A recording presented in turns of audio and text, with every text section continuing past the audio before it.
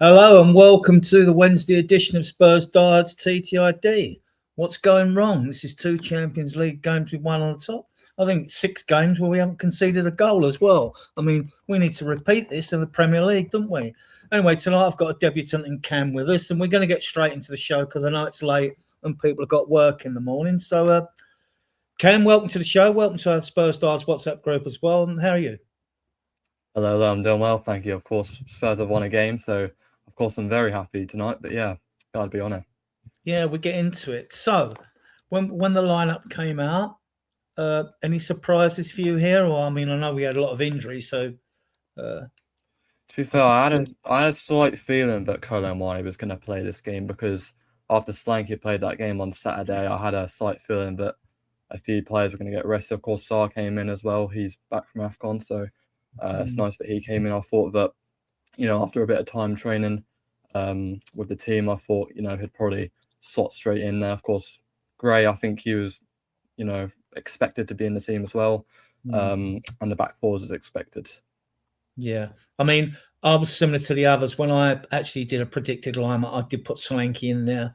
But I then put a Solanke dash Muani there because I thought, will he save Solanke? I mean, if you're going to play him, he wants to get fit, then play him till he's gassed and then take him off. And if he lasts an hour or 70 minutes, then take him off. But he started with Muani, so I thought, okay. Logically, I mean, Eintracht Frankfurt was the club when he smashed all them goals before he got the transfer to PSG. And I did make a post on it. I said, players do tend to score on their happy hunting grounds, don't they? To be fair, he scored twice against PSG as well. Back when we played them, we lost there, obviously. But yeah, looks like he loves scoring against his former teams. Yeah, he hasn't really hit it at Spurs, has he? I mean, and we'll all remember the goal when he chased the goalkeeper down and the ball pings in the air and he goes to the byline. He angles the ball back for Odegaard to score in that game. But it's just not happening for him as Spurs. I think he's a quality footballer. But, I mean, what's your take on Muani? Yeah, I don't think necessarily his ability is bad because we've actually seen, some quality signs at Tottenham. I feel like, he needs to show in games that he actually wants to be here because I feel like a lot of the time he's just walking about, not really taking an interest in many games. But I think most of his goal contributions this season, or his only goal contributions this season, have come with the 2 goals against PSG and the goal tonight against Frankfurt. And of course that assist against, I'm pretty sure it's Copenhagen. Yeah, I mean, I don't really dislike Kolo Muani. I just kind of think he needs to get his head in the game a little bit and kind of just show some desire in these matches. I like his movement and touch. I mean, it's better than Richarlison's. But yeah, he's an upgrade on Richarlison, of course. It's better than Richarlison. Well, we'll have a little look now at the subs bench. And by the way, if any of you want to come on, the link is in the chat, right? Okay, if you want to come up, if you only want to come up for 5 minutes, fine. I realise people have got work in the morning and things like that. So if you fancy coming on, okay, right. Whoops, where am I going now? Okay, the subs bench. Well, shows how threadbare we are. I mean, you're allowed 12 substitutes in the Europa League, which is what they should start doing in the Premier League, in my opinion. But because of the way the game's got so fast and players keep picking up injuries, gives you more managers more choice. Yeah, Kingsky, Austin. I mean, obvious that. I mean, 2 goalkeepers just to make the numbers up. Solanke, Scar, Olusasi, good little player, Olusasi. Karamat, Tile, Byfield came on again late, didn't he? Then you've got like Malachi Hardy and Rosewell as well. Not much experience there, though, is there, Cam? No, not really. I mean, even when Luca Williams-Barnett, I saw that he was injured yesterday as well, small injury, minor injury, which meant that he was not traveling. But I think when you look at that bench as a whole, I think the only really like 3 players who might be able to, slot into this game well were Solanke, Scarlett, and Byfield. That's quite obvious. I mean, maybe Olasesi because, I mean, I think you need to rest players for the weekend as well. Maybe, give Plenia or Gray a little time off. But yeah, that's kind of what I expected with how many injuries we've got. I mean, our injury crisis is crazy at the moment, so I didn't really expect any less. Yeah, and I don't know what the injury crisis is at what's name, but even with Byfield getting it says a lot because Dorrington's back at the club and he won a Scottish Cup medal up at Aberdeen. And he's good on the ball, Dorrington, but maybe he's just not fancied. So he's not. And Tynan Thompson, the left winger, I don't know if you've heard much about him, but he's an exciting prospect. But yeah, I thought when Luca Williams-Barnett was unavailable, I thought it would just be, like for like, Thompson's on the bench. But looks like we've went with, at least on our bench, well, he's 10, Williams-Barnett, really, whereas Tynan Thompson is an out-and-out left winger and looks a very good one in the making as well.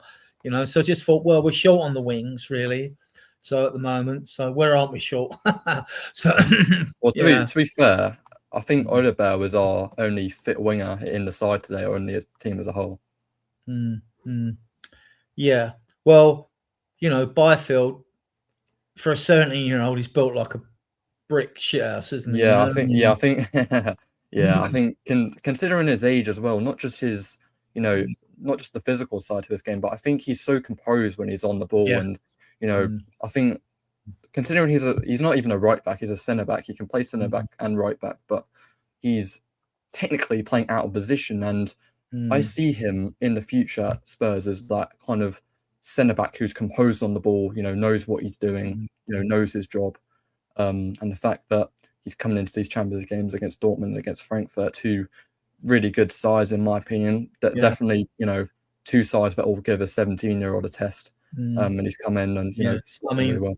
All these low-tier media outlets that link us with centre backs, I've never, looked at such BS in all my life because, Ashley Phillips is even smashing Stoke, but Luka Vuskovic, I just think he ticks every metric. I mean, I've said it before on other shows. He is better in every metric than Danso, who had a very good game today, right? And he's been in good form recently, Danso, as well, hasn't he? Yeah, I think if Romero is to leave Tottenham as well in the near future, I think look at Vuskovic and Byfield and Danso on if you're looking at right centre backs, that is if Romero leaves, obviously. I mean, I personally don't think he will, but if he is going to leave and you're looking at who you're going to put a centre back, I think you have Vuskovic and Byfield. That's Spurs' future. If you two don't know each other, you do now. That's James. He's an admin in this group, but he's inconspicuous by his absence, though, since he's become an admin. But we're open to get him, contributing. Right? Yeah, James, how are you? Yeah, not too bad. Weird old game, weird old night. But here we are. You expected the lineup though? Just go through it with you. I mean, I thought it'd be Solanke or Marnie. I think there wasn't much choice. Yeah. I mean, we had what 15 fit senior players, something like that. He doesn't have many choices to give in this game. Yeah, okay, he went with Moane, who, by the way, Paul Robinson has scored more goals for us in the Premier League than Moane, but there you Well, go. considering that we can't be certain that we know that Solanke's getting his match fitness back, but he looked sharp. He's sharp. He was pounced on that goal pretty quickly, but we also know that Paulina and Sarah have, they've had knocks, but they did well. Well, apart from one incident. Well, Romero, the only 2 scares that Frankfurt gave us really was one, when I thought the player was offside when he held that space in the 6-yard box, virtually. All he had to do is mash it in the net and would have seen if it had gone to VAR. But he looked offside to me, but I haven't had a chance to watch the highlights. I've had to get the stats and bring them up here quick. Yeah, so, and they hit the bar when there was a bit of a hoo-ha with Vicario screaming at Paulina and Romero. But apart from that, that was it. They were a damp squid, weren't they, you know? But it still took us time to break them down. But we looked comfortable through that game, James. And do you know that's the weird dilemma of this season almost is we look so assured and so confident in Europe, not just against Frankfurt who've had a poor season, but against Dortmund, against other sides. We look like a team who should be taken seriously, who deserve to finish fourth in the Champions League group stage, above Real Madrid, above Chelsea, above Manchester City, above all these teams. And then Premier League, we could be playing Sheffield Wednesday and we'd stink the place up. You know, it's baffling in some ways, isn't it? Well, I know we'll be seeded. I don't know if we've got in the draw. I haven't looked who failed to get in the draw. There'll probably be a couple of big names that didn't get into the top 8. I don't know them yet. You guys might know them. I don't know. Real Madrid failed to get through, I don't think. No, they finished 9th, so they have to go into but right, yeah. We don't knock it because PSG, I think, struggled last year, and they went on. And when they were world class when they won it, weren't they? Smashed Milan. I'm just going to bring up the Champions League table real quick, just so I can figure out, because I can't really remember. Bring it up, okay. Well, James, right. Okay. Go on in. Have you got the table up, Cam? Yeah, so PSG also failed to get through, so they'll be in the playoffs. So will Newcastle, because they both drew in the games against each other. Of course, Frankfurt, they're already eliminated. Sporting, they scored last minute against Atletico Madrid, so they're going to be through. They finished 7th. Chelsea, they beat Napoli, so they're also going to be in that top 8. Manchester City, they were losing this game, weren't they? 8th. This is a very confusing. Yeah, I think. Wait, sorry. Where did we finish? I don't know where we finished. We finished 4th. Right, because we don't really, if we're seeded, we don't really want Real Madrid. We don't want to play Newcastle. We want a foreign side, don't we? I mean, so we will either play Galatasaray, Club Brugge, Atletico Madrid, or Juventus. One of those 4. All very, very what do I call it? 4 sides, which could definitely give us a hard game. And yeah, you expect that now, though, don't you? The winner of either of both those matches will either play us or Liverpool. So it's Juventus, Atletico Madrid, and Bruges, Galatasaray. So either us or Liverpool are going to get you could say, an easier side of that draw. Well, I suppose we'd want. I don't know how good if Gary Ward was on, he follows the Italian league. He'd be able to tell us a bit more about how well Juventus are doing this season. I mean, I don't know. I suppose you'd look at Club Brugge, wouldn't you, and Juventus and Galatasaray, really, because although we shot ourselves in the foot when Lancashire scored and then got sent off, although they could have scored 5 against us because we played a scratch team against them the last time we went out there. But we still pulled it back to 3-2, didn't we, if I remember correctly? To be fair, I think if we get Galatasaray, considering we could have the home leg, we could be at home in the second leg, sorry. I think in the first leg, if we can just keep it down a little bit there, the goal gap, I think, we could definitely go through there. The bracket's not settled yet, but we know of the variants we can play. I'm just looking. We could end up playing. Oh, okay. So let's say we hypothetically got Galatasaray, for example. We could then end up playing, if we won that match, something like Barcelona, PSG, Chelsea, Newcastle. But there are a lot of quite winnable games. Interestingly, Man City could end up playing Bodo or Real Madrid. That's quite a difference, isn't it? Yeah. You know what? I've actually got a bold shout. Hear me out, right? I think Barcelona's defense is a bit shaky. I wouldn't mind playing them. I mean, I feel like our attack could actually do bits against them. I mean, considering we've done fairly all right in Europe as well. I mean, especially with the other teams you just said as well. I mean, 2 English teams, especially. Yeah, I mean, if you, I mean, I don't know if you saw the videos of the Camp Nou where they had massive, what's the word, flooding problems from the roof. I mean, I have to say, fair play. They're going to a lot of lengths to make Marcus Rashford feel at home. But I don't think Barcelona are all that. I think the only teams that really in the Champions League worry me. This is funny because we can't beat Burnley, but in the Champions League we seem like a completely different side. When we beat teams in the Champions League, it's because they're rubbish, like even though Bodo Glimt beat Man City, I mean, things like that. In the media, the media's like when it comes to us, right? Yeah, right. Okay, let's get into the game. So, Cam, 4 minutes. This must have frustrated every Spurs fan out there. Simmons' goal disallowed, you doggy foul. Yeah, I think, especially it was an early goal as well. I thought from here we could have definitely, made this game ours and, gotten a few goals in that first half. And we went into halftime 0-0 as well. And yeah, I do agree with the referee. I think it's a sleeper foul from you doggy off the ball as well. And yeah, I was happy for Simmons as well. I mean, he was doing his weird celebration. I mean, I don't really know what that was all about, but yeah, we got the early goal and I was quite happy, and then it got disallowed, and that's just sums up our season so far. But we got the win overall, and yeah, I mean, it was right to get disallowed, but yeah, I think Simmons to get onto that loose ball as well. I think he done well to do that. Yeah, James. I mean, you see tugs on the shoulder like that in the box or corners, and nothing's given. Yeah, I missed the first 40 minutes or so because I was stuck on the bus. But it looked a foul, though. It did look a foul on the replay, though. You know what I mean? So, but at the time, when it happened so quick, I thought goal. I thought nothing wrong with that. No one's offside. Then when they called it a VAR, I thought, oh no, what's this? You know what I mean? So yeah. And then 12 minutes, Paulina header from a corner. Santos pushes it wide. And then this frustrated me, Cam. 24 minutes, shot. He only had to keep the ball down, Cam. And what's wrong with an old-fashioned toe poke? You know what I mean? Keep it down.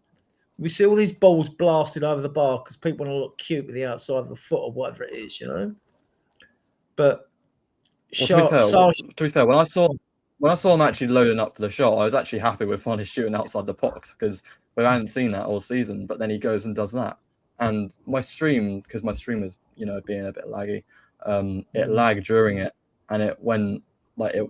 I know that I couldn't really see the ball properly because the stream was low quality, and I thought it took a deflection at first, so I thought it was a corner, and yeah, basically I just didn't know how high Saul could get that ball. He scored some good goals for us outside the box, Saul. But it made me Frank laugh, James, in one of his press conferences when he said, I don't like players taking shots outside the box, or to paraphrase in words like that.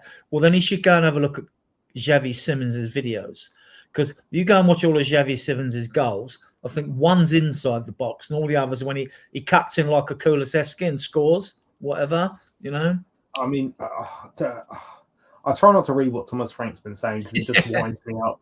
Yeah. Do you know what I mean? Like, I remember I was just scrolling through Twitter this morning, and it was someone quoting Ange Postecoglou's like last Spurs speech, and I'm not defending Ange or anything. And it's like, imagine going from a manager hyping you up to a guy who goes, well, we're going to lose some games, lads. Nothing you can do about that. It's like, well, that's quite defeatist, isn't it? And just every interview I see with Thomas Frank is just, it's like, well, we played really well. I'm like, we just lost. Are you aware of that? Oh, I don't like shots outside the box.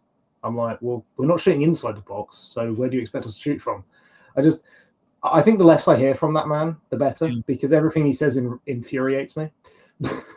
I mean, I remember, because a lot of teams do play a low block, right, or counter-attacking football. And when we had Odegaard, Dealers and Villa and Archibald and Crooks up front and Galvin on the wing, I mean, Keith Birkinshaw turned around and said, well, to beat a team, because they didn't talk about low blocks and they talked about sitting deep. When teams come and sit deep, he said, to break them down, you need shots outside the box. Wingers who take players on the wings, like win free kicks like Aaron Lennon did, or midfielders making late runs inside the box. So I don't get Frank at all. unless he's fell into this modern day trap. You know. I mean, it's interesting because you look at modern football and even modern managers like perhaps Maurizio Sarri, who sort of play attacking football and understand how to break teams down. It fundamentally comes from midfielders making late runs into the box or fullbacks making late runs. And it's, it's no different football in the 80s. You look at Guardiola, Klopp, it's all kind of similar. Whereas you look at Frank, it does just seem like sit deep, cross the ball a lot, and that seems to be our only attacking threat unless someone comes up with some brilliance, which, for sure, Xavi comes up with that sometimes. Odegaard has, Solanke's composed at some points, and sometimes we're successful in transition. But it does seem like we're sort of hoping to score goals and we're not manufacturing the team to score goals, if that makes sense. Yeah, it's about, I mean, when coaches, they'll tell you it's about overloads all over the pitch, in your penalty area, in the midfield, in the final third. It's all about overloads, because when you get overloads against players, you don't have to beat the man. Let the ball do the work and run past, like you see them trying to slip the ball past. They'll do it. So, and then occasionally you'll get wingers will take a player on, but then that comes with its own risk of losing the ball, So I get the overloads all over the pitch. When it's working, it looks good. When it doesn't, it looks crap. Then on Cam, on 30 minutes, Odegaard, it's the post. I thought this was going in, right? I really did. The keeper was beaten. Santos was beaten. Yeah, it was on his left foot as well, which made it even more impressive. I mean, I know how good he is with 2 feet, but the fact that he's able to cut in like that, especially off the right, when he's not on his predominant foot and fire a shot off like that, I think that was very impressive. And yeah, same with me, Adrian. I thought it was going in as well, but yeah, I think Oliver's actually had a few opportunities like that. He had one against Palace where he hit the post or hit the crossbar, something like that. He scored against Villa though in the cup, but we went out. Yeah, scored against Villa. Yeah, I think he's actually much more dangerous off the right than on the left, in my opinion. I think we should definitely keep playing him now whilst Kudus is out injured. And even then, I think maybe we should try Kudus, maybe in the middle, maybe on the left. Maybe we should experiment him somewhere. But I wouldn't want Odegaard to lose his position, is what I'm trying to say, because Kudus has played in the team.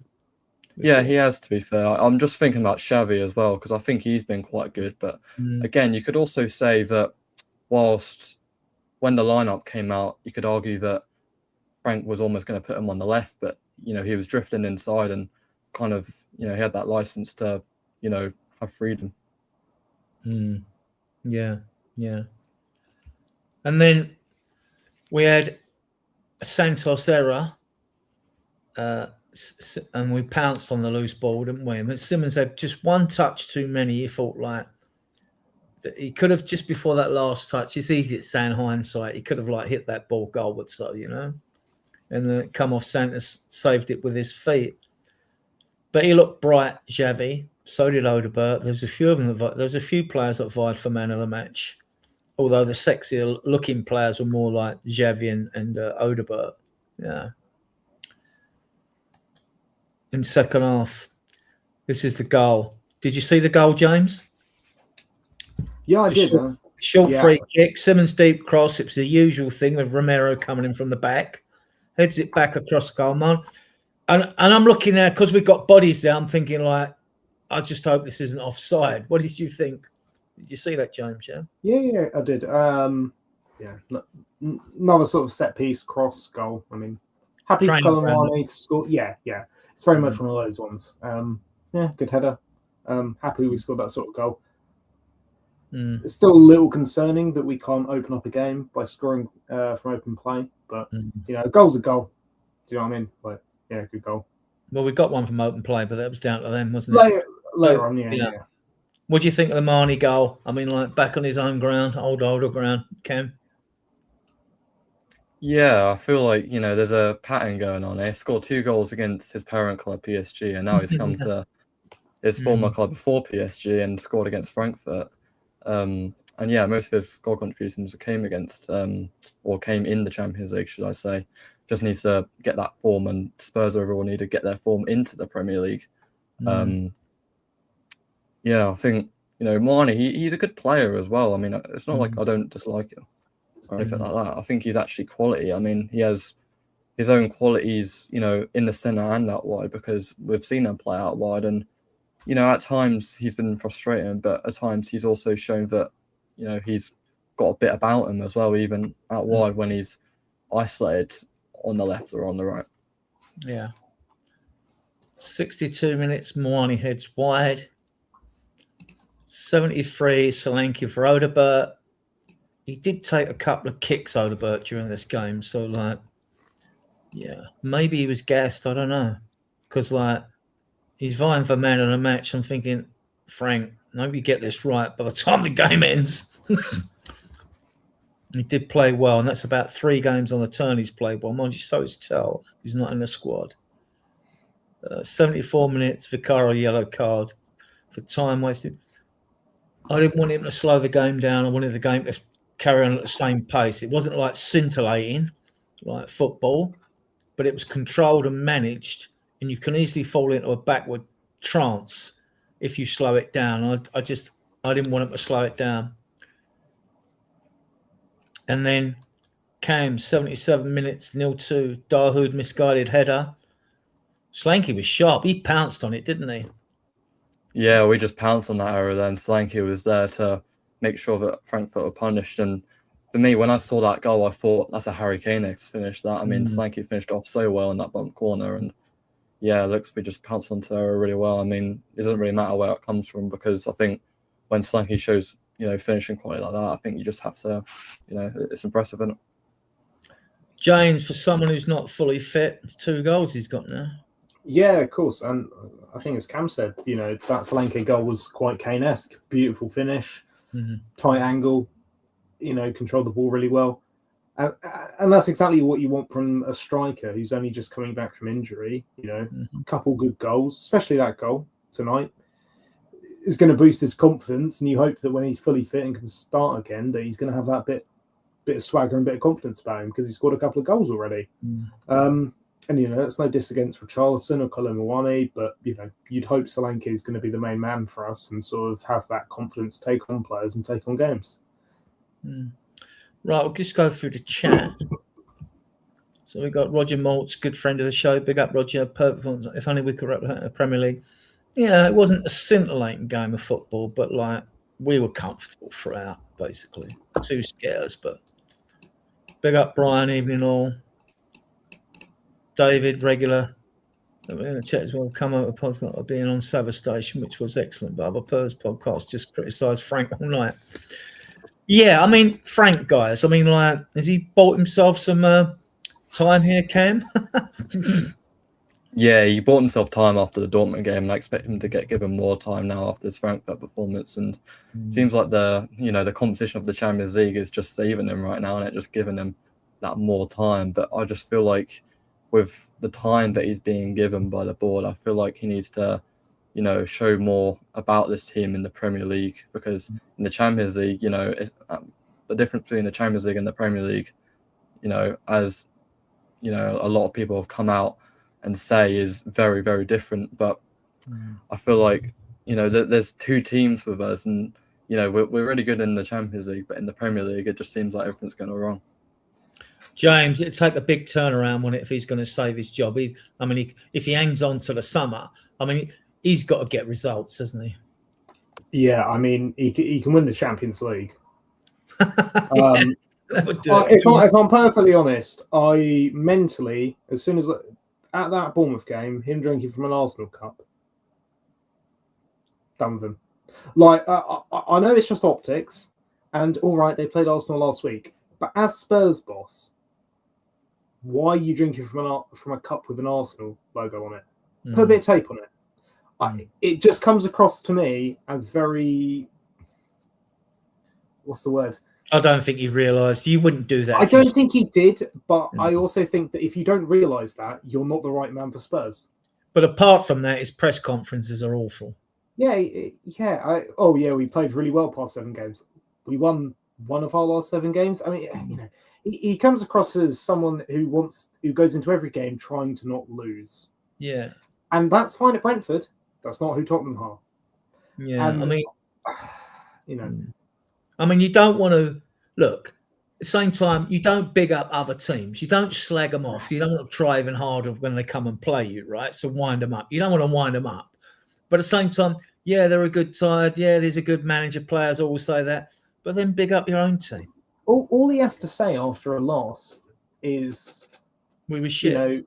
We weren't good enough. That's my responsibility. We're going to work to be good enough next week, and hopefully we can win. That's all you have to say.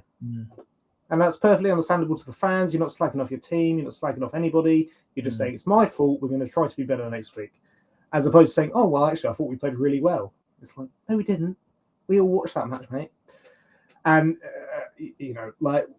hopefully he does turn it around. He seems like a nice guy. I like him in a lot of things, but he's not ingratiated himself particularly well to me or a lot of other Spurs fans.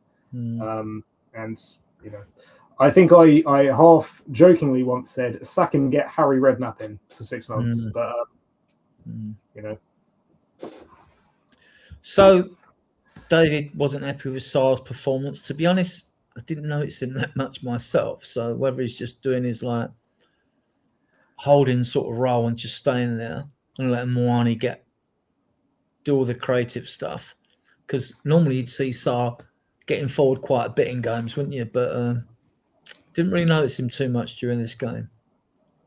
Cam, you a fan of Sarr?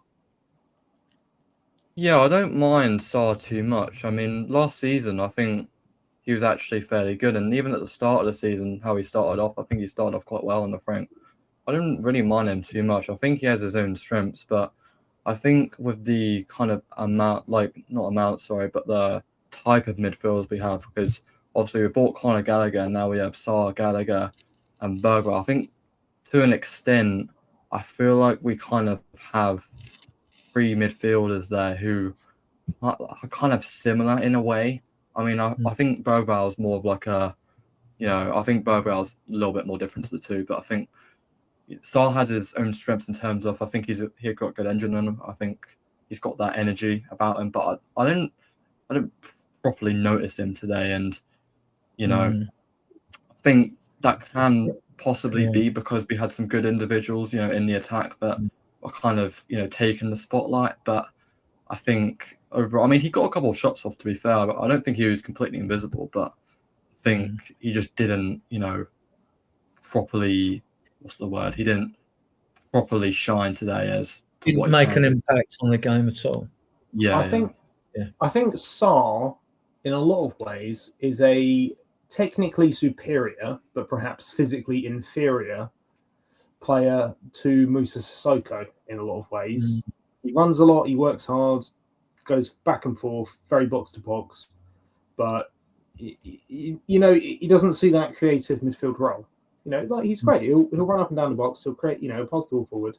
But I think to say his passing was bad when he obviously doesn't suit a creative midfield role, I think is perhaps doing him a disservice, because that's not a role he excels in.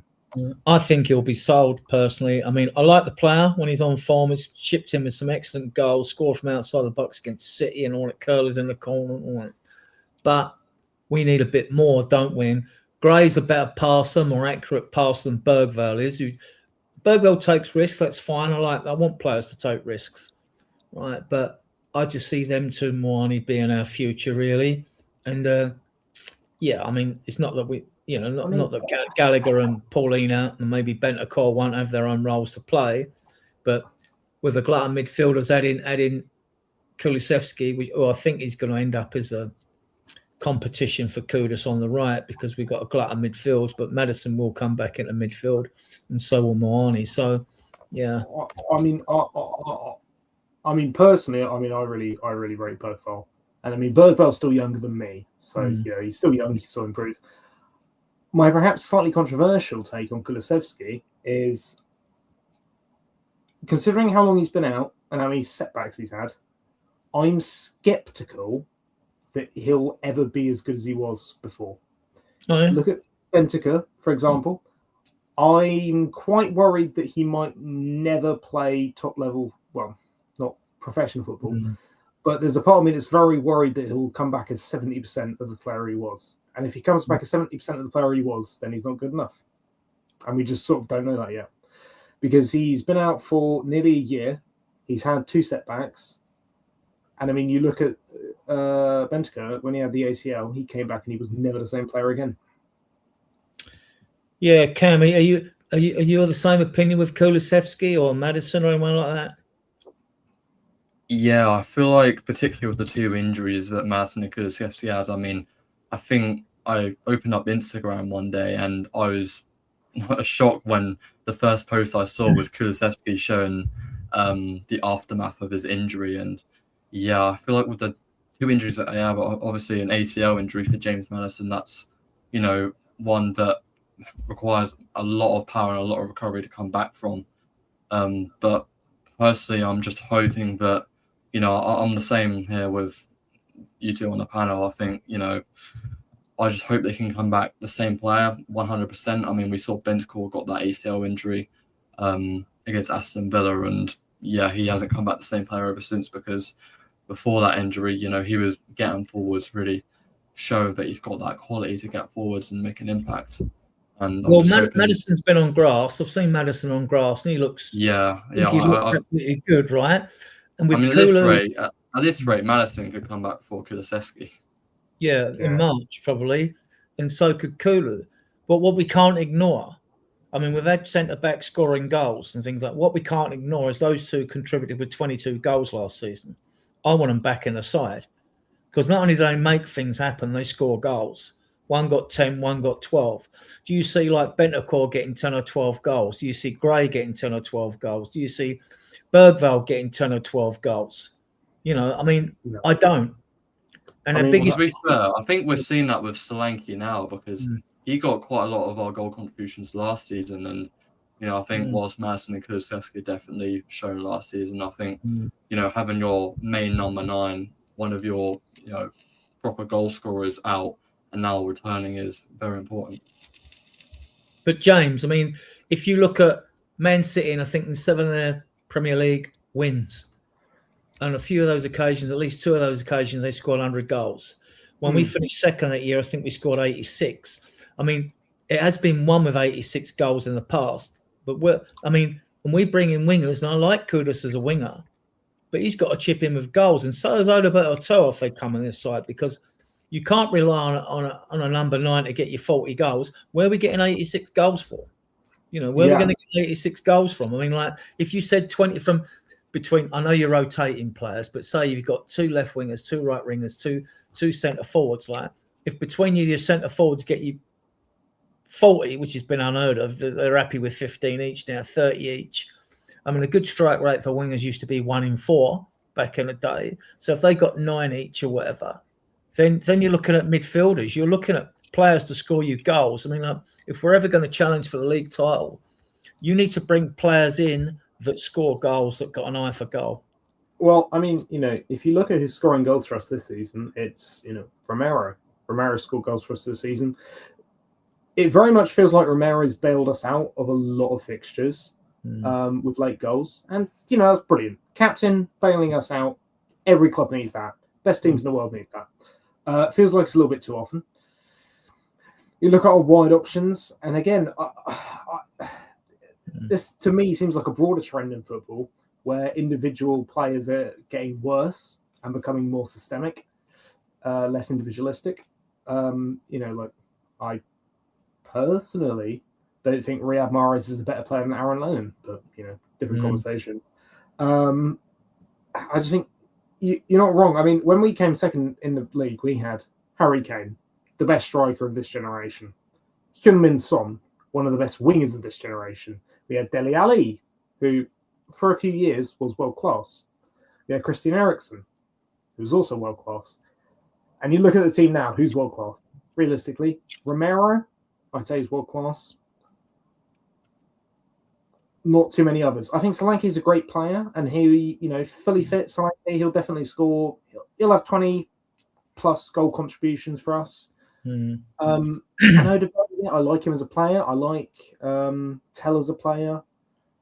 They're still developing, aren't they? Yeah, that's the thing. They're just not at that level yet. They're too young. They don't have that experience. And I think crucially in the team, they don't have an older player who's able to sort of put their arm around them and help them develop. Particularly, I think this was very crucial when Perisic came in, perhaps. and Perisic was very helpful in trying to develop Ryan Sessegnon. I know it didn't work out with Sessegnon, but I think that sort of older player who's able to help the younger players isn't really there in the squad at the moment. We don't really have that leadership aside from some of our defensive options. And I think that's perhaps hurting some of our younger players' development. Yeah. Yeah. We need to find goals from somewhere, which means getting So I'm just going through the chat here. Yeah, okay. Keeps giving me Facebook might be having trouble on the stream. I'm worried about Facebook. Yeah, okay. Yeah, I agree with you there, David. Where we finish is excellent. David thinks we could get Monaco. Is that an option we could get? Do they qualify there? Let me 24. I don't know if I saw Monaco there. Let me refresh. Good evening, Simon. There's Gary from Project Spurs. Big up, Gary. Yeah, get I think over there's to only Project 4 teams we can get. It's the run of Bruges, Galatasaray, Juventus, or Madrid, unless UEFA's website is like. Oh, hang on.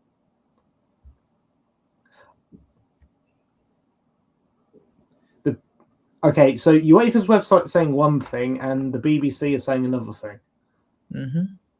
So UEFA are saying Monaco, PSV, Man City, Atletico Madrid, and the BBC is saying Bruges, Galatasaray, Juve, or Atleti. So, okay. To be fair, I've just scrolled through my timeline and seen like 3 Spurs page say Club Brugge, Juventus, Galatasaray, LA. I think that's the accurate. Yeah, I think UEFA might be wrong. When was this? Oh, this was post. Hang on. This is saying it was posted on Friday, the 30th of January, 2026. Okay, whatever. Interesting. Okay. It's the 28th today, though. Yeah, we'll find out. And actually, the teams that have been listed, even if you had Monaco too, I mean, like, look, it could be much, much tougher. Depending, I mean, we know there's names there, but we don't know how they are, what their form's like now. Oh, it was much more suited to play on the right. Yeah. No, you cannot keep Mikey Moore. We want him back beginning of next season in our squad, right? Oh, okay, no.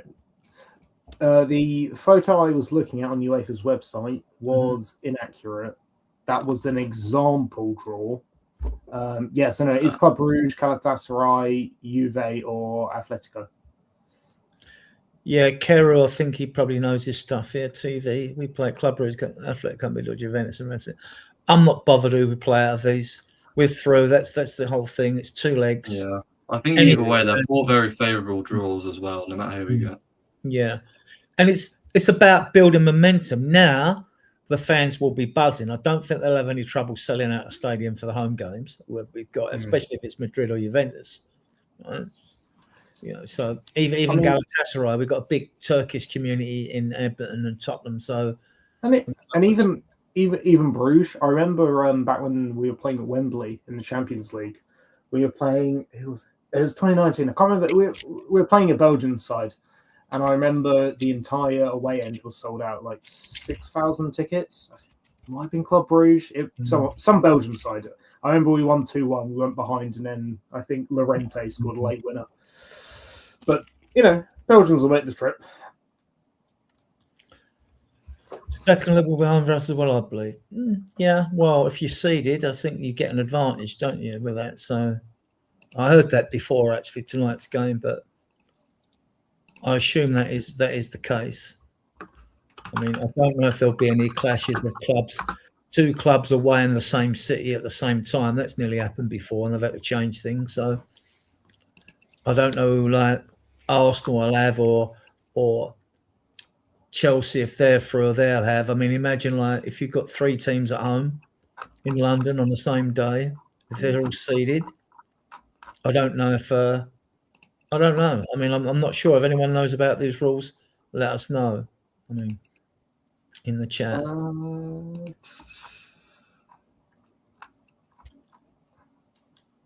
Frank's game management. So, did he get it right, Cam? I mean, we won the game. I mean, Yeah, I thought we would have made subs potentially a little bit earlier. I think, I think Frank does that a lot. I think he does wait quite late for his subs, but I think overall, I think we controlled the game fairly well. I think whilst we had some moments of, lack of concentration, I think we got through the game quite well, and it was a professional performance in my opinion. And yeah, I think Thomas Frank, with the lack of options here or the lack of quality he had available on the bench as well, because we had a lot of youth players on that bench today. I think he was right to bring on Solanke and then Scarlett and Byfield, the latter two late on.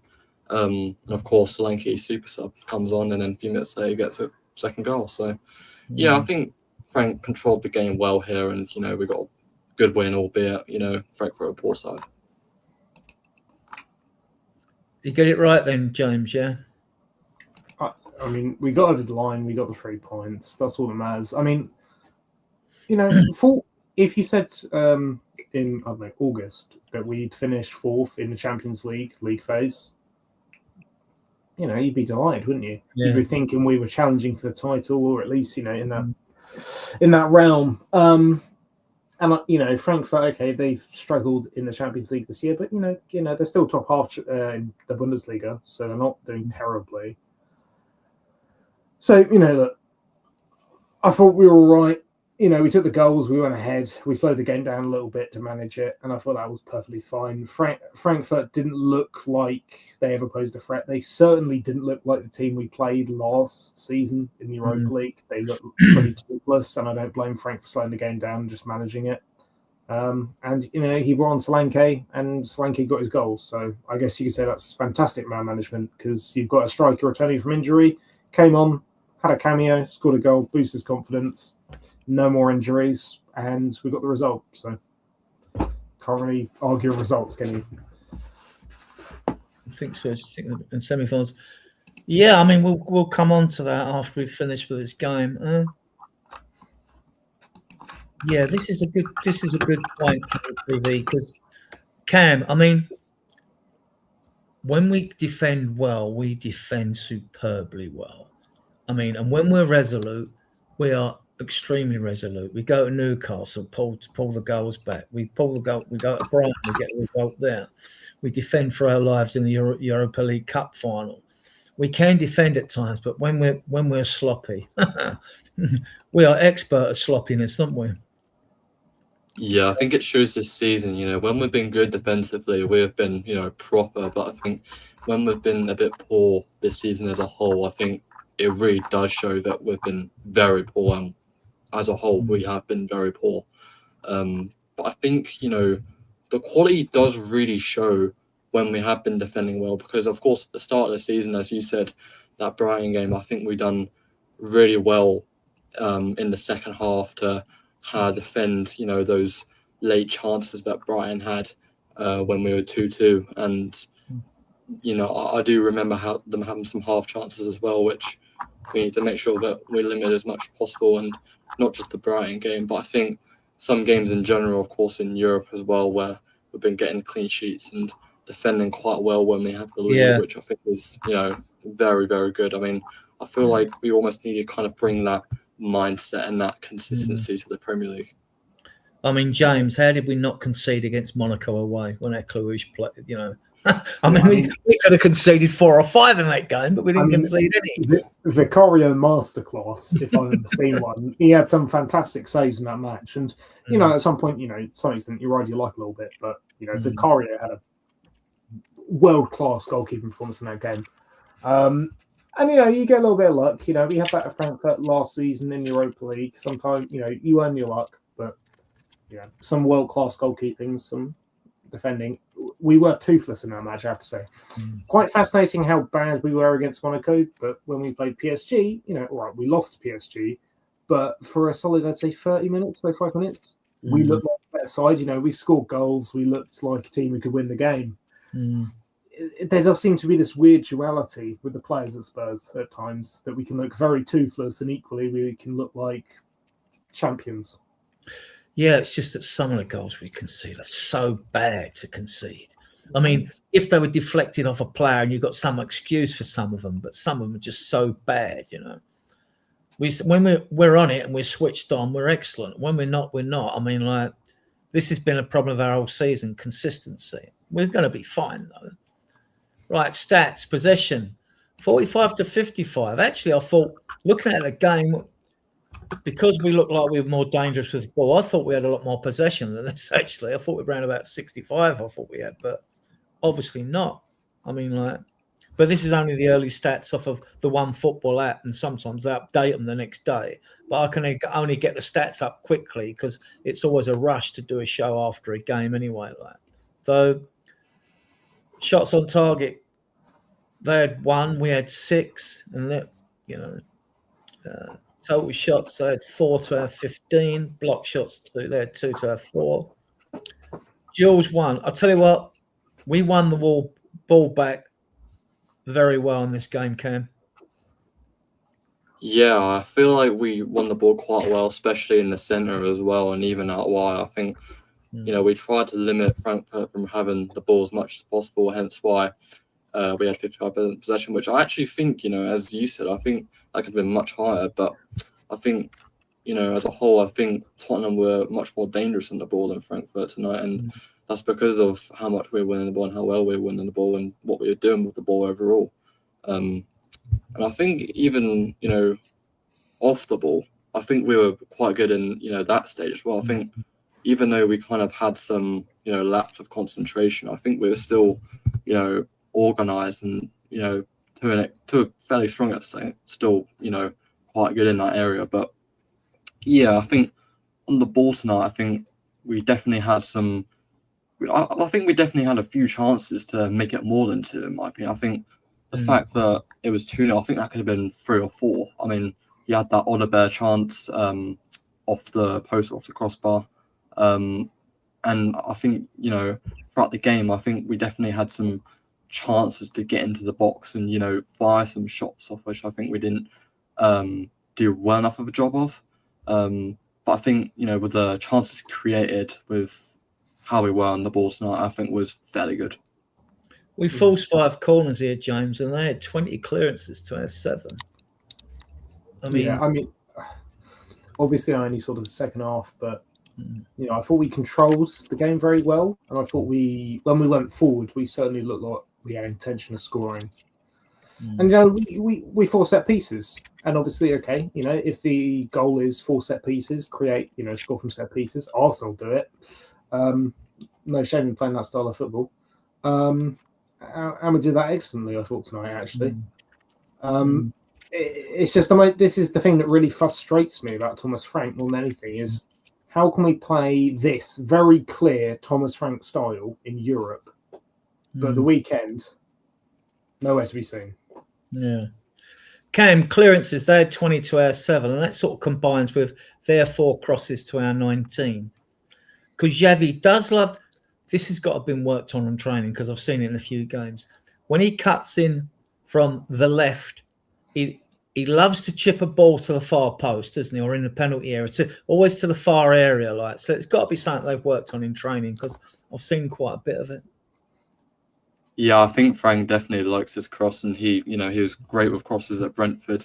His teams were very dangerous with it, and now we're seeing that at Tottenham. And I think Xavi Simons, though, overall, I think, his crossing is actually being utilised quite well by Thomas Frank. I think Frank has kind of almost seen that and seen Xavi's quality with delivering the ball in that area, and is probably, I think, in my opinion, he's encouraged him to, do that more. And when he cuts inside like that, I mean, we saw it at Leipzig as well.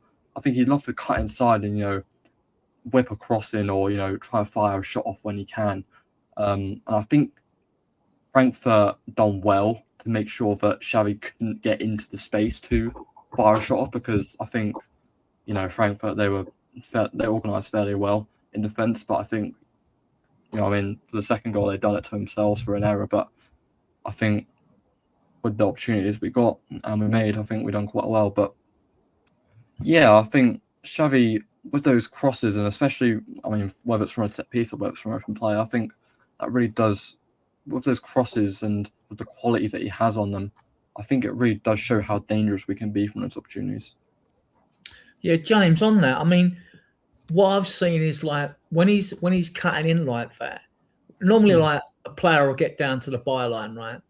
And he'll try and look a cross in, but there'll only be one person in the box, one of our attackers in the box, right? And then they come back and play this horseshoe football again.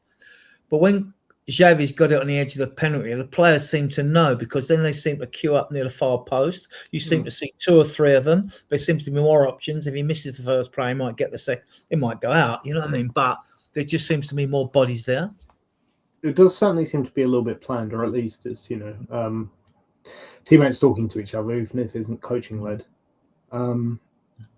That's what you need, right? Like, even if it's not led by the manager or the coaches, you need players who can sort of understand each other and talk to each other. And it's going, okay, if you get in this position, I'll run here to the far post. If you cross it, I'll be ready. If not, it's nice to see those sort of connections starting to occur, at least just between the players, because regardless of the manager or the coaching staff, those sorts of ideas stay. Yeah. Okay, we sort of covered the game. We'll talk about this because there's been a lot of noise about this. Where we're going to get a point and all that. I've always been. I mean, I get accused of being delusional. I've always been a not half empty, half full glass. I've always been a 2/3 full glass.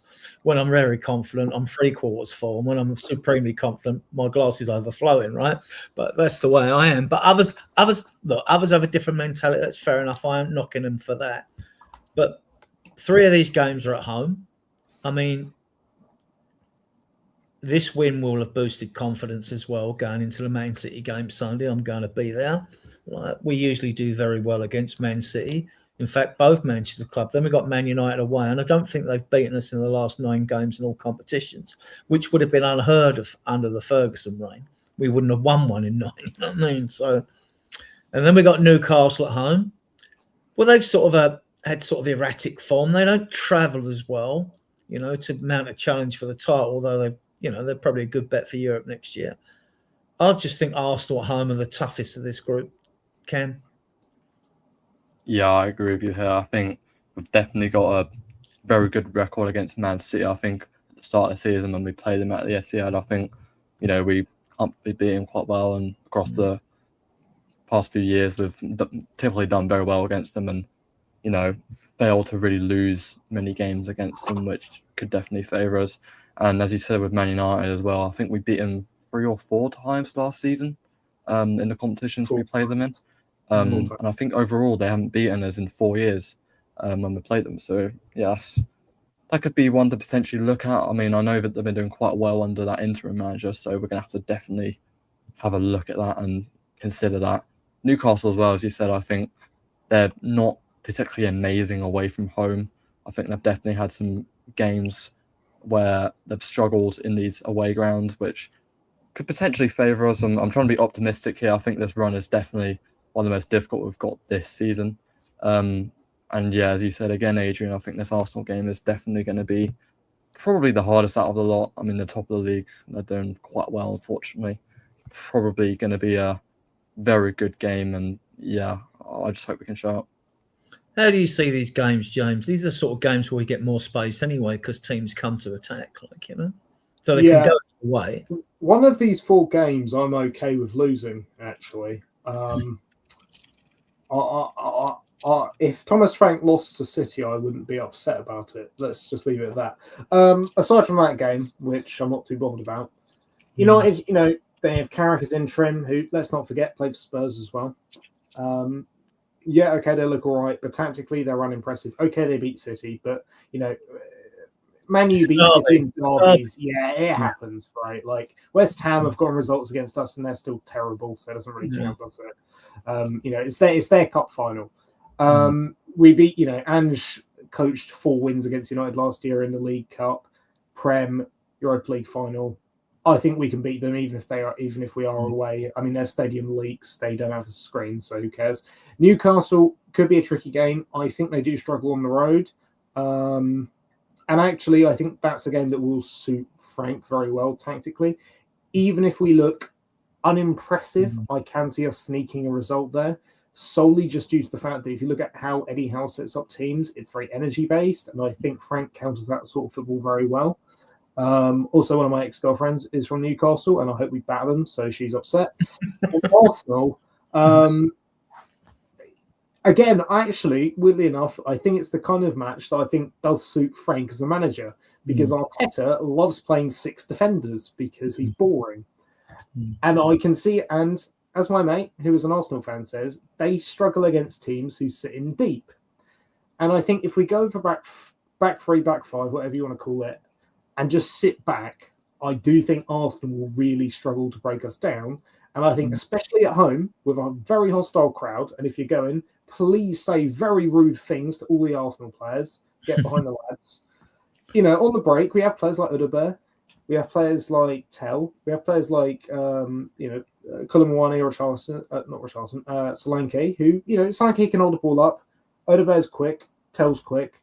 Koulibaly is pretty quick. We have players who can break very well on a dime. And, it's a month away from now. We don't know who we've signed by then. We might have Andy Robertson in by then. We might have who knows who in by then. But I do think we can sit deep, play defensively, get a 1 or 2-0 win. That might be. Yeah. Cam, in the last 6 seasons I had a look, I think the most amount of points the third place bottom team got was 35.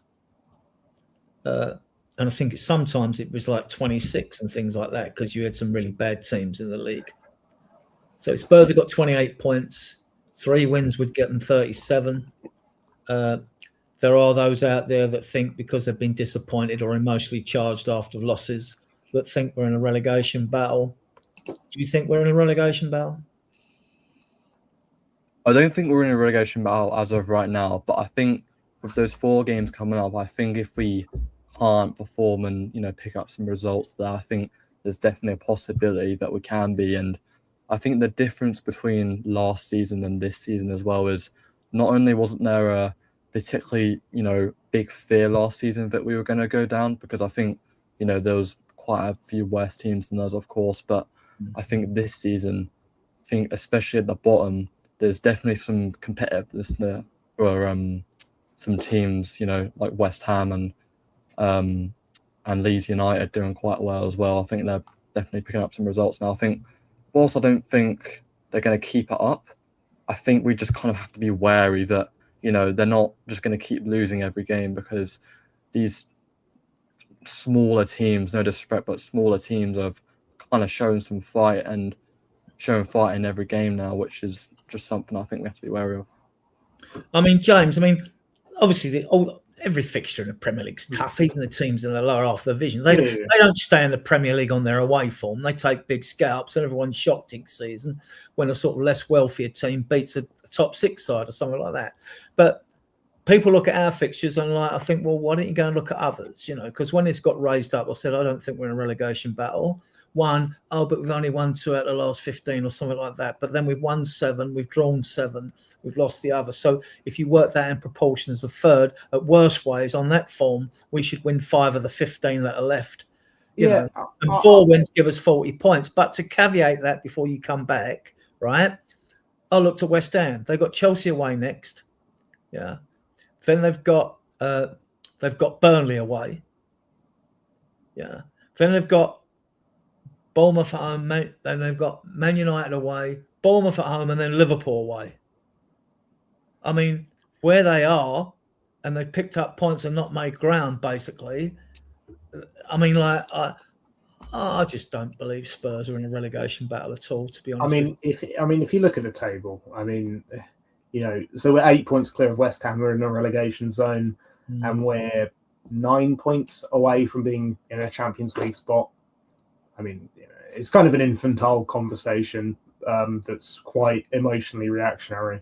If you look at our quality, like whether or not we're good enough to be in those Champions League spots is, who knows, right?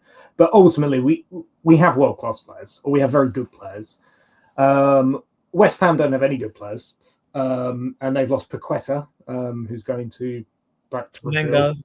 Although we're giving them Kinski, apparently, for whatever reason. I don't know why we're doing that, but game time. He wants game time, doesn't he? Yeah, with an option to buy. That's a questionable business. Yeah. And we're going to go get Sam Johnstone, who can't get a game at Wolves. Okay, cheers for that, Vinny.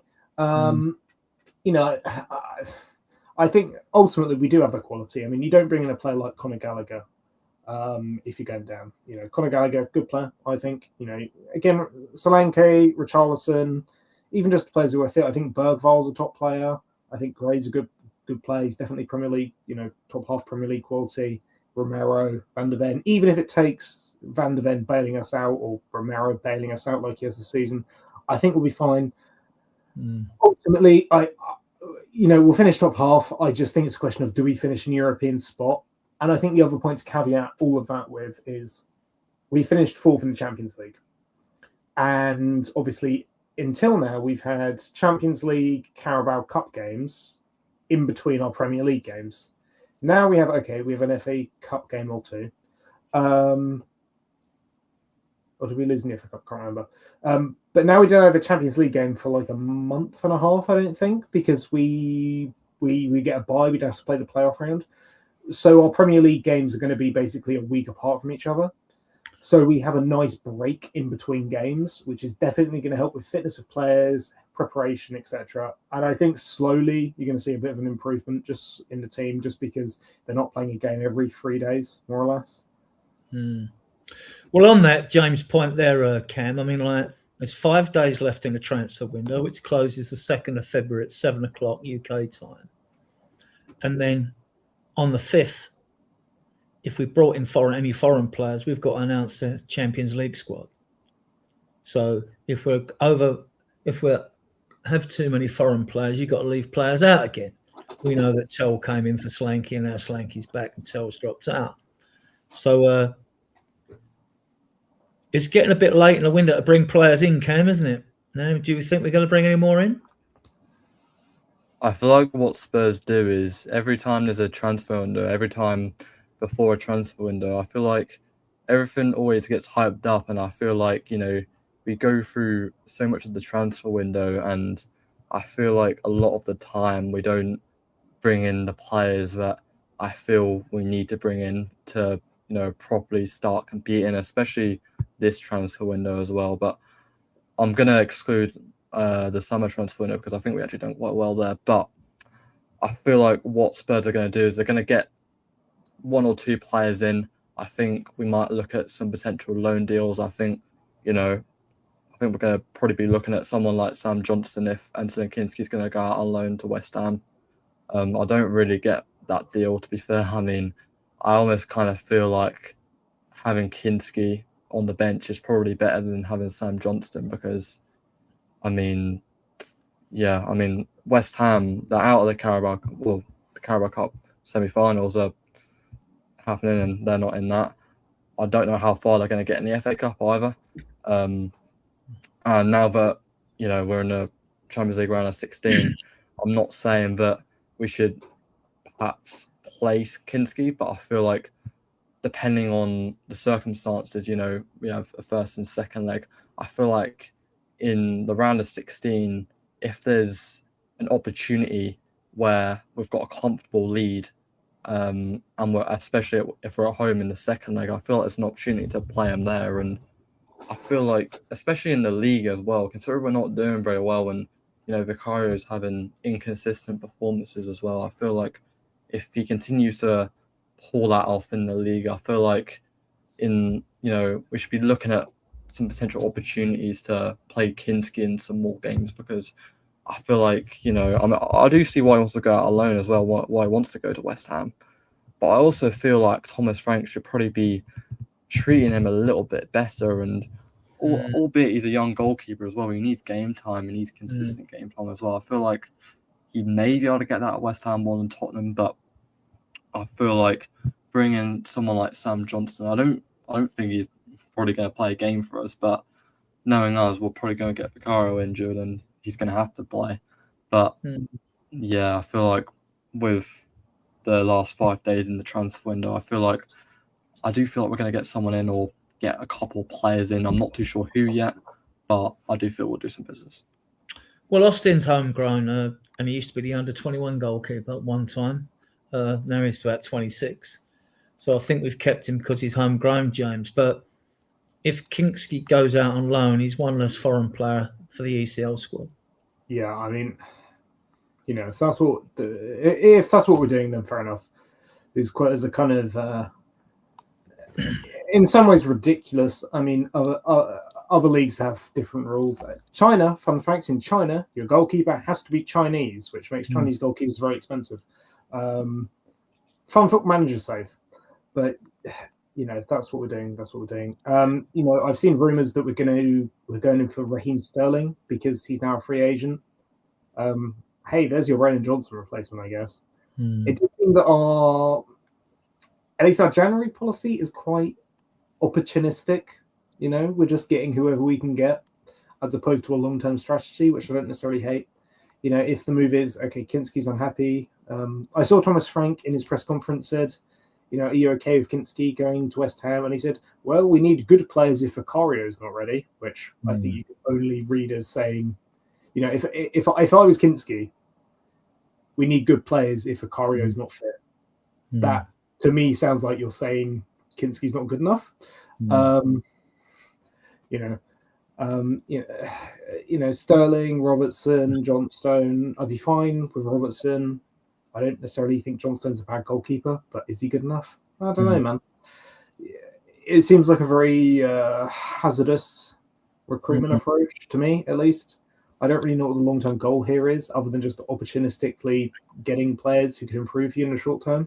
And I don't think any of them really have a long-term merit. I mean, like Raheem Sterling was on stupid money at Chelsea. What, we're going to give him 200 grand a week when he scored one goal for Arsenal? Is he going to score a lot of goals for us? Is he better than Brendan Johnson? Are we going to pay him Brendan Johnson? Like, I don't know those kind of rumors. Like, it seems ridiculous to me because he's 33. And then you look at trading Kinski for Sam Johnstone. Like, is that benefiting Spurs long term? I don't know. Because you're keeping Tell out the team, or you're keeping Odegaard out the team. Yeah. No, we are where we are now, so let's go. The kids have shown promise now, more promise. They have stepped up a bit. Both of those two have. Moani's even stepped up a bit. So, if these were in our academy, we'd be screaming for them to be given game time. Where's the pathway? But they're not. And then you've got two other kids in the team, in Bergvall and Gray as well. Yeah. So we've probably play the youngest team in the Premier League. I made this point to my mate earlier when we were talking about Sterling. He's an Arsenal fan. He thinks Sterling's terrible, and he watched him play. And I literally said to him, "It's like, surely there's a random bloke in Brazil that we could punt 10 million on who's better. Like, there probably is, right? But even that said, we've got a lot of promising young players. And I mean, like, look, we can still contest for the top spots. But would you rather us finish 6th playing Raheem Sterling, or would you rather us finish 10th, giving a lot of young players time to blood into the side, especially with, I'd rather 40 mil, James, and go and get Akluj from Monaco. Yeah. I'd rather we fills lots of holes, right? Yeah. Well, I'm confident we will get at least one more in. I'm fine. They've been useless. I mean, for me, I'm fine with Andy Robertson coming in because I think he'd had a lot of experience, especially since I think Davies is going to leave in the summer. And I think Robertson's a good fullback. And if he's coming in for 2 years just to be a bit of experience, play games as a rotation option, I don't see him as a bad choice, really. Sterling, I don't really understand what role he serves personally. But Robertson, I'm fine with. Yeah. Ken, I mean, we have issues with our ECL squad numbers as all the other clubs do in the Premier League with the homegrown issue. I mean, we could only list 22 players last year. We've got rid of Johnson, who was homegrown, but we brought in Conor Gallagher. So to me, it's 22 again. But as you see tonight's bench, is it really that much of a problem when fans go on about it? Because you can make up the places with under 21s. Yeah, I feel like if that's going to be our bench for some of these games and coming up in Europe, I feel like it can definitely be concerning when you only have a couple of players coming on in these games, especially when you're in a game situation where, you need that player come on or a few players come on to make that impact during a game. And I feel like the board are going to be looking at, these players like Johnston and Sterling, and because they're English and because they're homegrown. And I feel like they're going to be looking at these type of players, opportunities to bring in homegrown players to make the most of, increasing the numbers in this UCL squad. And I think especially Raheem Sterling as well. I wouldn't be surprised, knowing our board, if, we'll look at him, considering he's now a free agent. He's left Chelsea today. I'm not too sure what his wage demands would be like. I feel like that'd be quite high and could throw off our board. But they did say, and have come out publicly, that they want to, make sure that the wage structure is appropriate to, us competing on all fronts. And they've come out publicly and said that.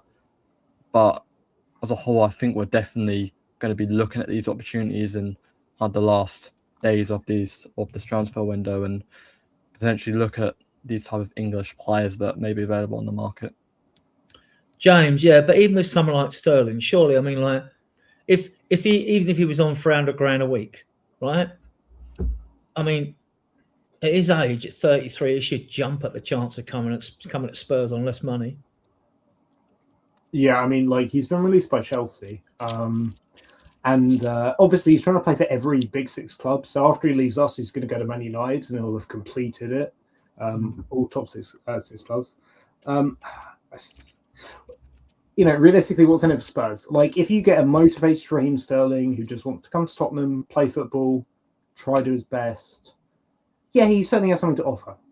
Like, he's got a lot of experience, and there is talent, despite the fact that there's a 10-minute long YouTube compilation that I may or may not have made of him missing tap-ins on YouTube that you can watch. But he's not a bad player, although Brendan Johnson's probably better than him. Ultimately, like, if Frank wants him and Frank can find him a role, much like Ange found Johnson a role, then I don't necessarily hate it, as long as his wage demands aren't ridiculous. Like, if it's £100,000 a week, come to Spurs, you're going to play games, you're going to be important in the Champions League where he has experience, you're going to play this role, you're going to contribute in this way. I don't necessarily hate it. It's just the case of, I don't want us signing someone like him who's 33, who's been poor for the past 3 years, arguably, who's going to be on ridiculous wages, who, in 6 months' time, when, let's say if Frank isn't here, if Pochettino comes in, whoever comes in, or whatever happens, we then can't shift because he just goes, I want my £300,000 a week. Yeah. So I think we have to, bring him on a year contract on like £100,000 a week. I don't have an issue because worst case, I don't want him personally. I mean, I want to go with what we've got. I want to see a lot more of Odebert and Tull, because there's players in there. If they're developing, they're only going to develop more by playing for the French under-21s and by playing for us. So, and I think they've shown enough, that to be given game time. Don't you think so, Ken? They've shown enough to be given more game time in the future? Yeah, I think they've shown enough. And I think if we were to bring in someone like Sterling, I think personally for me, if we were to bring in someone of that caliber, I think it would just make, players like Mattis Tell even more unhappy as he is. And, when you sign someone like that, especially on the same wing as he's been playing on, I think it kind of just shows, like, has he really got any more game time that he's going to be given here? Because I think, whilst Odebert, is the only winger fit at our club right now, Sterling is just going to come in and pretty much just eat up Tell's game time.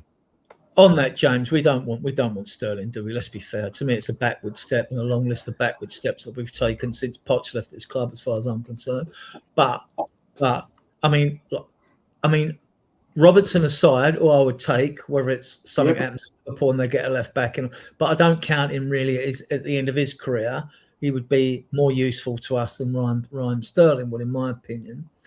A vice captain, so he's a leader. Yeah. So that's okay, but I don't count him as another signing. He's an opportunist signing. Liverpool, I think Liverpool would want to sell him, because if you can get 5 mil for him now or 8 mil for him now and you get nothing in the summer, look what we did with Eriksen. We got 16 mil of him to Milan 6 months before his contract was up. You're going to take the money. I think Liverpool would love to take the money. Then it goes down to the coaching staff and the director of football and Slot to say, well, yes or no. Doesn't matter what the players say, Van Dijk and all the others that have spoken about this. It's not down to them. They're just issuing their comments on what they think the situation is. personally, I think we need to get at least one more what I call signing in, and I don't include Robertson in there. If we get him as well, that's just opportunistic. Yeah. I think Robertson would improve us on some level. I think he's still a good fullback, and he offers a bit of experience. He's won the Premier League, Champions League, especially if Davies leaving in the summer.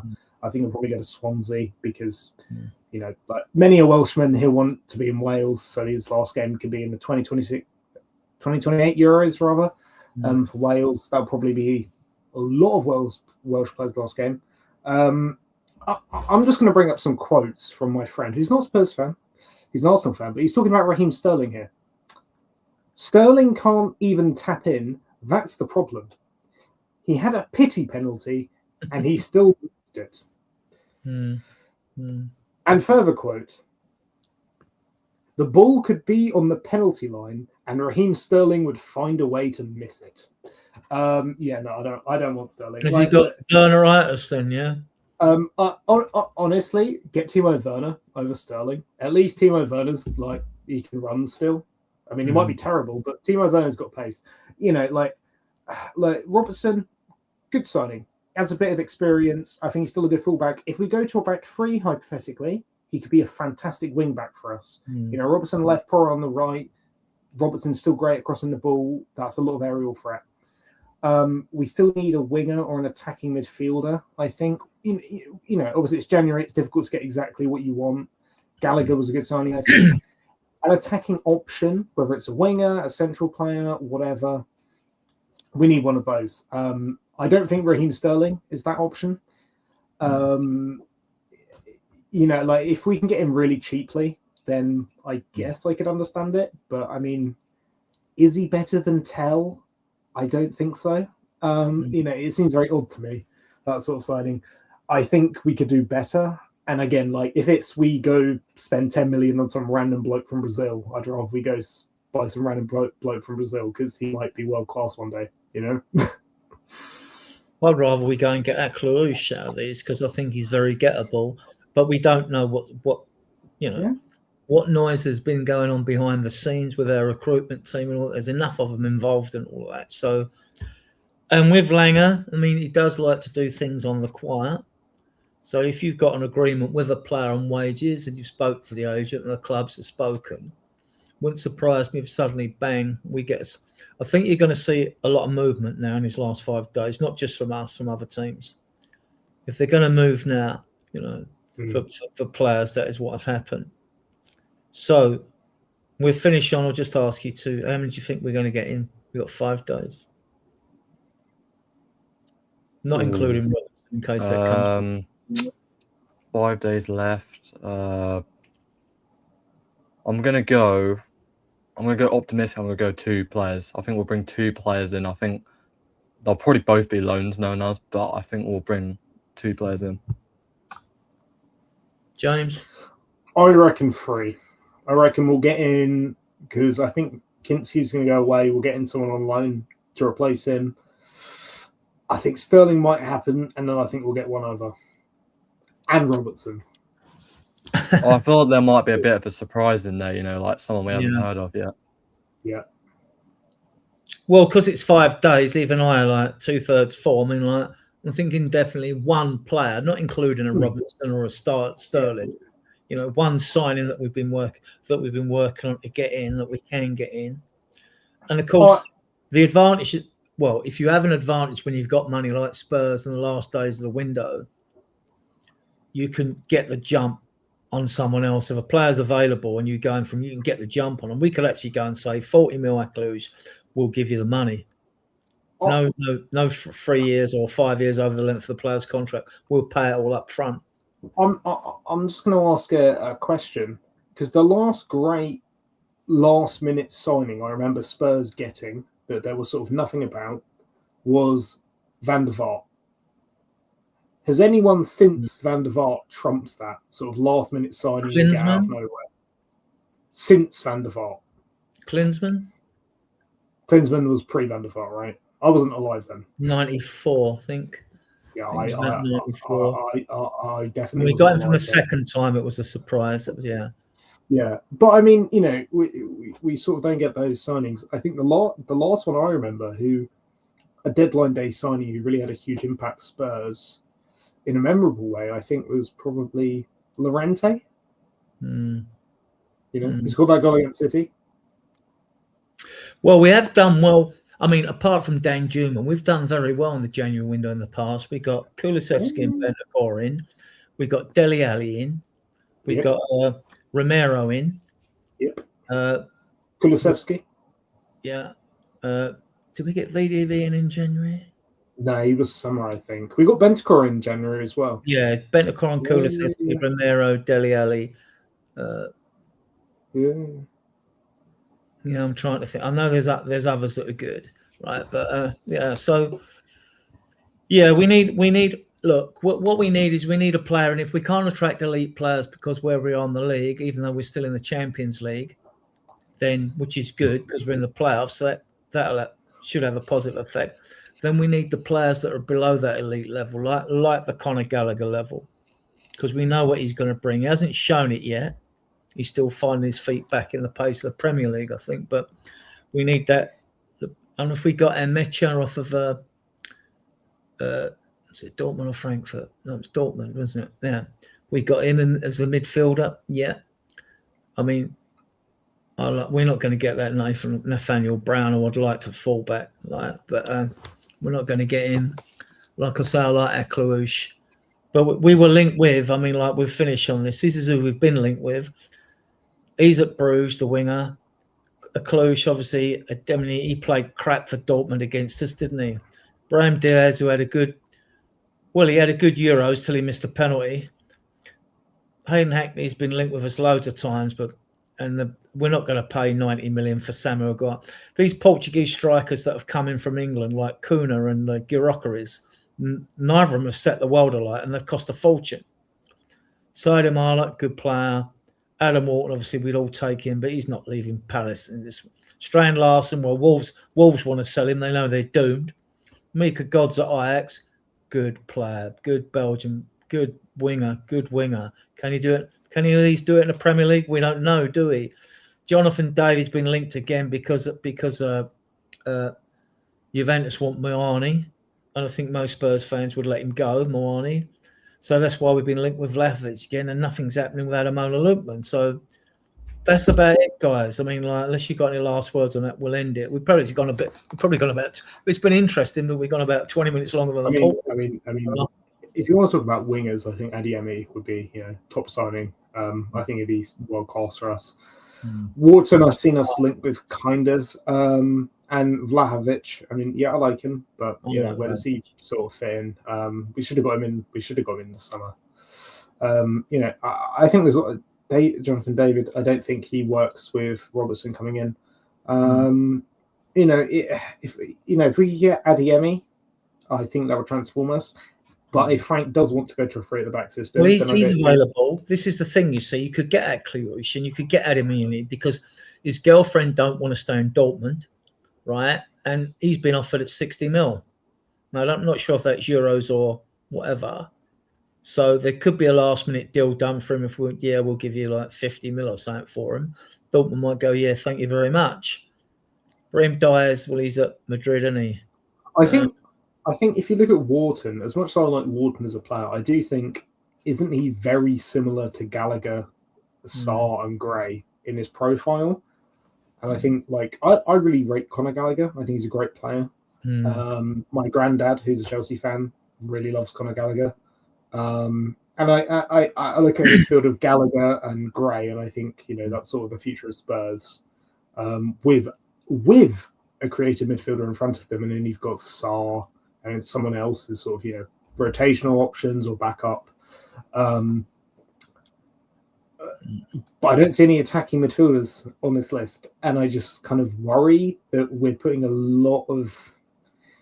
all our chips in one basket. And I'm not entirely convinced that Maddison and Kulusevski are going to come back the same player. I do just worry they'll come back a shell of themselves. I'm more confident about Kulu because he's a workhorse than I am about Maddison. Although Maddison looked good on the grass, I think they'll both come back. I mean, I understand fans' reservations and nervousness about the situation with those two. I hope they both come back. Their goals. We desperately need their goals. People can critique them. Don't compare them. They're totally different types of players, but you can critique them. But what you can't knock is the fact that they get their fair share of their goals and assists as well. So, yeah, I can't. I mean, I want them both back. Yeah, they're both quality in my opinion. Any last words, Cam? Nothing from me, no. I just think in terms of attacking midfielders, I'll just get a quick note on this.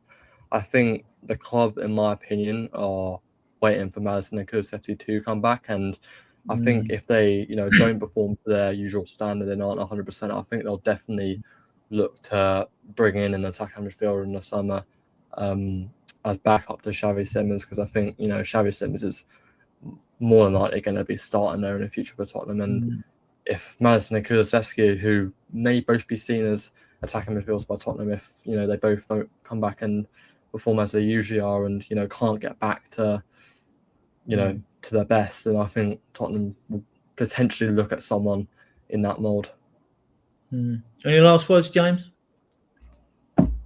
Hopefully it all turns around for us. Gave you a follow on Twitter, Cam, and come on, you Spurs. Wait, what's your handle? Hold on. What's your handle? I'll follow you as well. And hope that this win kickstarts our Premier League season. Right, I want to thank my guests. Cam for making his debut, excellent debut. I want to thank James for coming on, who's an admin in our team. I want to thank everyone in the chat for your comments and questions. There's 70 of you watching us on various platforms. If you like the content, our content, please nip over to YouTube and subscribe to the channel and give the videos a thumbs up, because it helps the algorithm. We go out every Tuesday or Wednesday, but we go every Friday at 10 o'clock to suit the East Coast American Canadian audience and that. And EMF hosts every Sunday at 8 o'clock. So the midweek shows are Tuesday or Wednesday, depending on whether we've got a match. Right. Sometimes we do a preview of matches. Sometimes we do what you do tonight, post-match. So I want to thank you for staying with us, especially all those in the UK who are staying up late to stay with us. And yeah, big up, and a big up to everyone who watches on playback. And I'll see these guys in the back room, and I'll play you out with a different piece of music I wrote.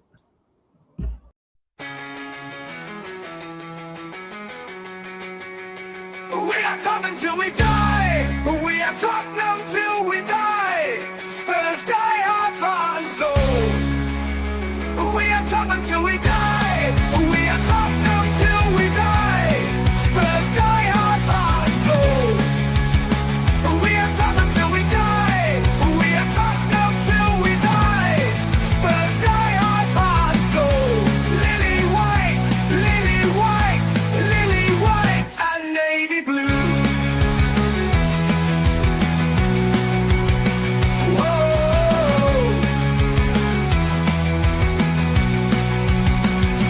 Tottenham till we die. We are Tottenham till we die. Spurs die, hearts, heart and soul. Lily white, and navy blue.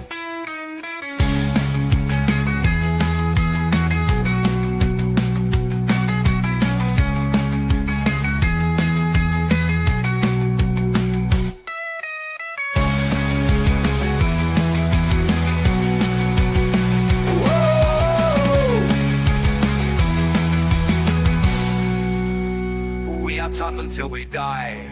We are Tottenham till we die. Spurs die, hearts, heart and soul. Lily white, lily white, lily white, and navy blue. We are Tottenham till we die. We are Tottenham.